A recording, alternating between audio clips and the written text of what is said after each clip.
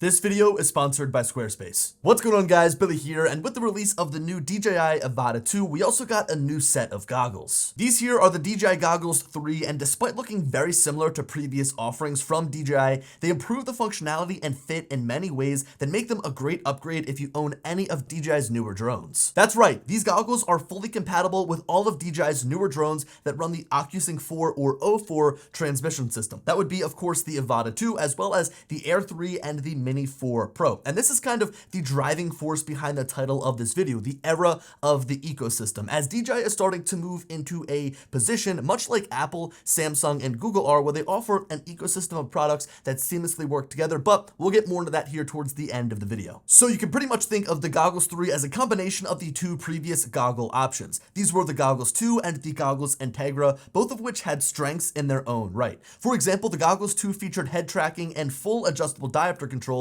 whereas the Goggles Integra introduced a new integrated battery on the back as opposed to letting the battery dangle from a wire on previous goggles, and it introduced a built-in GPS module for remote ID purposes, meaning no more having to plug in your phone before every flight. Now enter the Goggles 3, which takes the best that both of those headsets had to offer, the Goggles 2 and Goggles Integra, and puts them into one set of goggles to fly your drones with. Now, I want to make one final comparison. I can't make a goggles video without bringing up the very first DJI goggles here. Do you remember how large these things were? These were first introduced back in 2017 or 2018. They connected to your Mavic Pro wirelessly and featured a lot of the same technology we have in today's headsets with head tracking and all of those other features, but they're just absolutely massive. Okay, let's put all of the other headsets aside and focus on the new Goggles 3. The design of the goggles is really well balanced, with the main headset screen and ports on the front intended to go over your eyes, and the battery pack that counterbalances the weight and sits on the back side of your head. This right here leads me to my favorite thing about the Goggles 3, and that is how comfortable they are to wear on your head, especially for longer periods of time. So once you place the headset over your face, you'll tighten the strap by spinning the wheel on the back where the battery is. You'll feel it click into place until you eventually seal out all of the light and it presses firmly on the front of your head. Now this is where the new design of the Goggles 3 really makes a big difference in regards to comfortability. All the pressure is applied on the pad that sits on your forehead, and then using the built-in hinge, you can press the goggles up against your face to get a better view of the screen and better seal out the light. The range of motion on that hinge is about 5 or so degrees, which allows you to make adjustments based on the size of your head. Because all of the pressure is on your forehead from that pad, it really relieves the pressure around your eyes, on your cheeks, and on the bridge of your nose. This means that the rubber seal around the outside is lightweight, so it rests against your skin to completely block out all of the light. I literally don't have any light entering my vision from any part of the goggles, which makes for a more immersive flight experience. That right there is my favorite feature introduced with the Goggles 3. It's none of the special bells and whistles, none of the new features. It's just the way that it fits on your face, as that right there makes everyday flying better with the Avata 2 or with any drone I want to use the Goggles 3 with. Now, since we're on the topic of fit and design, why don't we take a walk around the goggles to get familiar with what is here to interact with. We already mentioned that the battery is on the back, while the front side is where all the ports and buttons are. So the right side has our 5D button to navigate through the menu and a back button, as well as your power button for getting the headset on and off, and a USB-C port for charging and connecting to your computer. There's also a set of LEDs to check on the battery life. On that side where the LEDs sit, there's also a touchpad, so if you double tap the touchpad, it gives you a view through the goggles using these new cameras on the front side, so it allows you to almost do a picture-in-picture inside of your headset so that you can see what the drone sees, but also you can see what's directly in front of you. Here's the thing, the field of view is so tight on these cameras that it is super disorienting to use. Like, I absolutely never, ever use this feature, and would only start to use it if the hardware of the actual cameras was changed to be able to see a wider field of view that's more natural to my eyes. You're not able to record the screen inside of the goggles when utilizing that picture-in-picture feature or seeing the real view through the goggles. So unfortunately, in order to get that clip, I had to shove my iPhone up against the lens of the actual goggles themselves.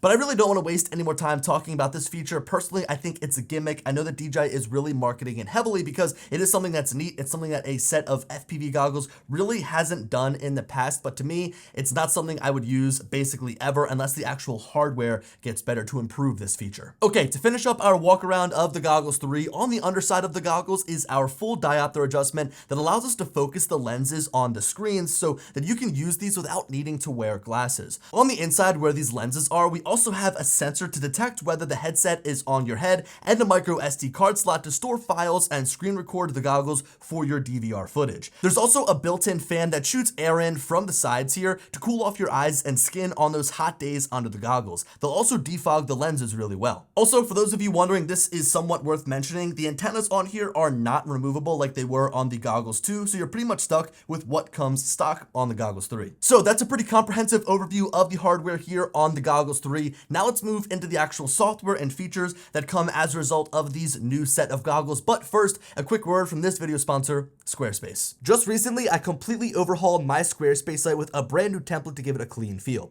It was difficult to find a template because of all the great options that Squarespace offers, but I eventually found one that allowed me to share my images and information the way that I wanted. Redoing my website was seamless as the new Fluid engine made it easy to fully customize every aspect to my liking. I've been looking for the best place to share my content online, and doing it on my own terms with Squarespace allows me to completely customize the experience. My website is like a central hub for all of my photos and videos, and I'm the one that gets to control how it looks and functions. Squarespace has become a great tool to help run my business from top to bottom. From opening a store to sell prints and presets, to offering courses for my clients, and to invoice them all through one service make for a seamless workflow. So a big thanks to Squarespace for sponsoring this video and helping me display my work online for over half a decade. Okay, so let's talk more about this ecosystem because I think this is the real reason that this video right here is even worth making. Of course, all the hardware on the Goggles 3 is great. It's the best set of goggles that DJI has made, but really it's nothing all that new. I mean, it basically takes the same technology that was put into the Goggles 2 and Goggles Integra into one complete package. A big change though, an indication of what's to come from DJI, is the way that the new Motion Controller 3 interacts with the Goggles 3. So for example, I'm inside of the goggles here, and in order to navigate the menus, I would use the 5D button up here on top of the goggles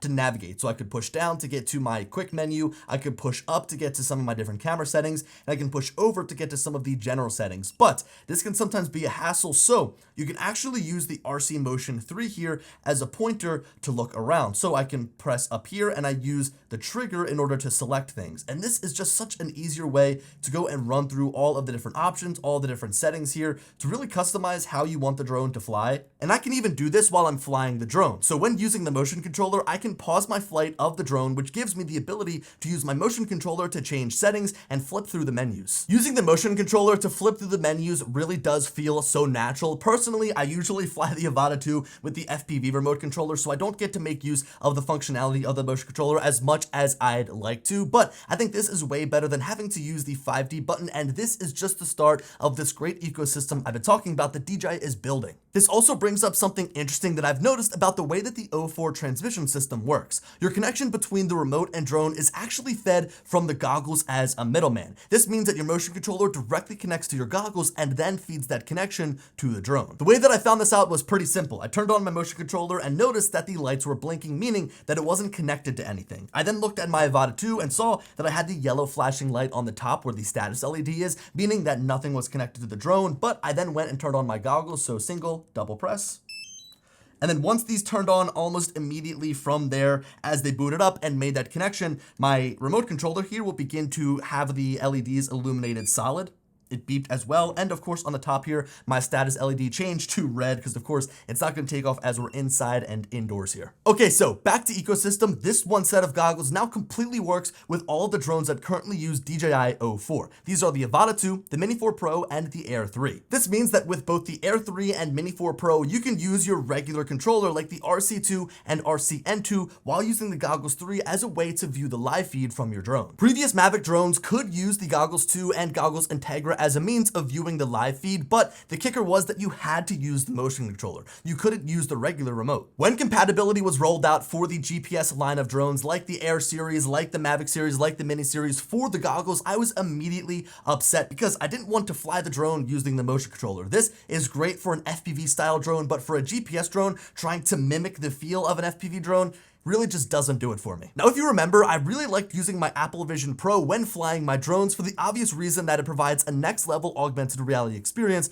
but it also protected my eyes and I wasn't constantly squinting trying to look at the screen and hunching over to look at my remote controller. So when I gave the Goggles 3 a spin when flying my Air 3, I was really excited that I had a truly wireless and native experience to view the DJI Fly app as I zipped the drone around. At first, it was great. I really liked not having to hunch over and to be able to see this nice bright screen despite the sunny conditions. However, on my second flight at a construction site, I quickly realized that a lot of the core functionality of the Fly app was blatantly missing. Not to mention, when I tried to orbit and fly the drone laterally, I felt like I was completely losing my situational awareness, and I even ended up almost putting the drone into a crane because I didn't know it was there. You guys know that I love using Vision Assist on my remote so that when I'm flying from side to side, I can get a live view of what is right there to the side of my drone, even though I don't have the main camera pointed that way. This feature, however, is not available in the Goggles view amongst many other things. I couldn't see a histogram, I couldn't easily see my exposure value, there was no map, of course, no Vision Assist, I couldn't figure out how to switch to my 3x camera on the Air 3, I couldn't change a lot of necessary settings in the menu, the experience just felt half-baked. And so with that, Goggles 3 offers a nice upgrade over any of the previous DJI goggles that you might have, whether it be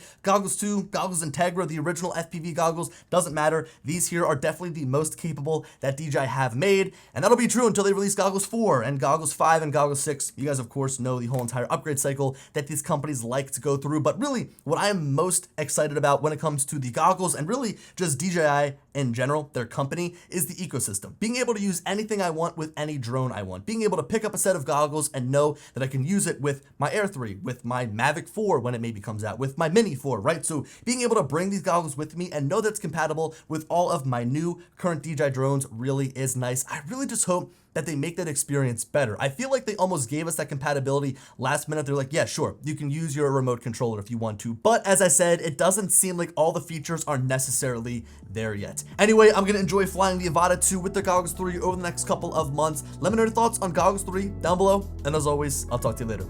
Peace.